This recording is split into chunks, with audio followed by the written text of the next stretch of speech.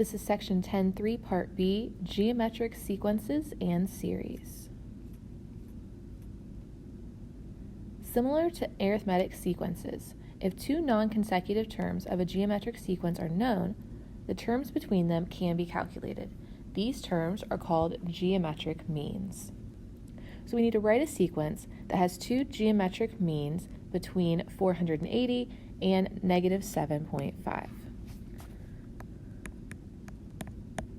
So we know we have two spaces between those two values. We know our a sub 1 is 480. We know our a sub 4 is negative 7.5, so that means our n value is 4. Now, our equation that we use to write a geometric sequence is a sub n is equal to a sub 1 times r raised to the n minus 1. So if we plug in the values that we know our a sub n is negative 7.5. We know our a sub 1 is 480. We don't know our common ratio, but we do know our n value is 4, so we have this raised to the 4 minus 1.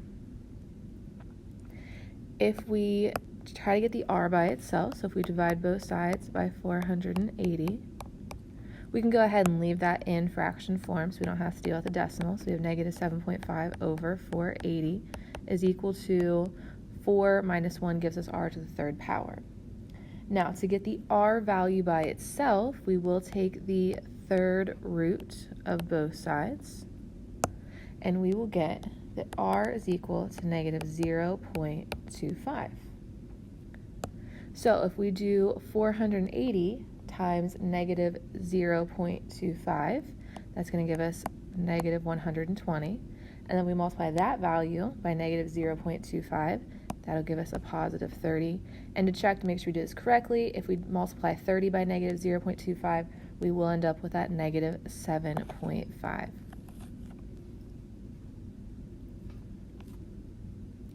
A geometric series is the sum of the terms of a geometric sequence. The sum of a finite geometric series with n terms, or the nth partial sum of a geometric series, can be found using one of two related formulas. So again, it's going to depend on what information we have. If we know our first term, our ratio, and what nth term is, like we know we want to go to the 7th term, we're going to use formula 1. If we know our first term and we know our last term and we know our common ratio, we're going to use formula 2. So for A, we need to find the sum of the first 6 terms of the geometric series. So we first need to find our common ratio. Remember, you'll do the second term divided by the first, and that's going to give us a common ratio of 1.75. Now, we don't know what the last term is, so that means we're going to use the formula of S sub n is equal to a sub 1 times 1 minus r to the n power over 1 minus r.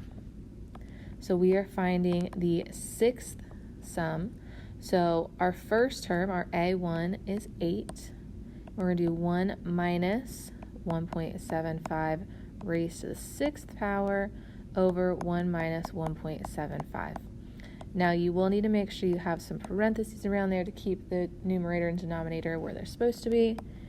And we should end up with s sub 6 is equal to 295.71. Find the sum of the first n terms of a geometric series that we know our first term is 3 and our last term is 768, and we know the r value is negative 2. So we're going to use, because we know the first, the last, and we know the common ratio, we're going to use a sub 1 minus a sub n times r all over 1 minus r. So our first term is 3, our last term is 768 times our common ratio of negative 2, and we know that we have 1 minus negative 2 in the denominator. And if we plug that all into the calculator, we are going to get 513 as our sum. For the next one, again, we can put this directly into our calculator. So if we go to our calculator, we are going to hit the math button. We're going to go down until we see summation. We're going to use x is equal to 2.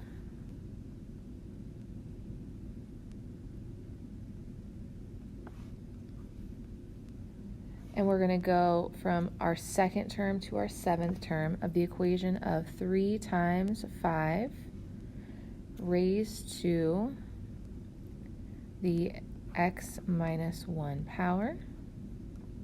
And that will give us a sum of 58,590.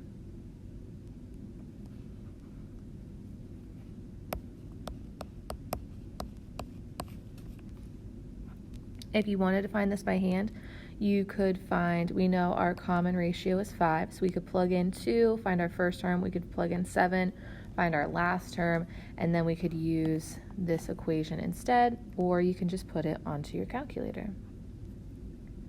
The sum of an infinite geometric series can be found using the formula of s is equal to a sub 1 over 1 minus r, as long as the absolute value of your common ratio is less than 1.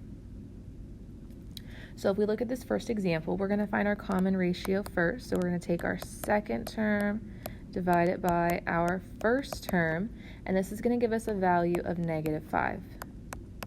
Now, the absolute value of negative 5 is 5, and that is not less than 1, so we cannot find the sum.